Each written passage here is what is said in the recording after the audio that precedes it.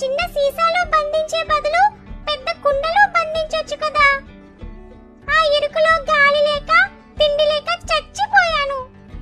అవును, మర్చిపోయాను, ఈ సీసాలో నుండి ఎలా బయటికి వచ్చాను?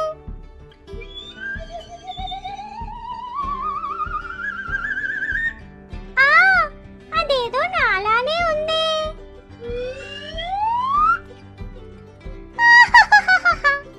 ఎవరు నువ్వు? అచ్చం నాలానే ఉన్నావు. నేను నీలా ఉండటం కాదు, నువ్వే నాలా ఉన్నావు. అందరూ నువ్వు పుట్టగానే మీ అమ్మలానే ఉన్నావన్నారు.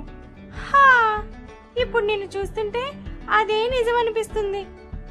అయితే నువ్వు నాకు అమ్మవా? ఇన్నాళ్ళు ఎందుకు అమ్మా నన్ను వదిలేసావు? ఎందుకంటే నీకు తిండి పెట్టలేకే. మీ నాన్న నేను పస్తులు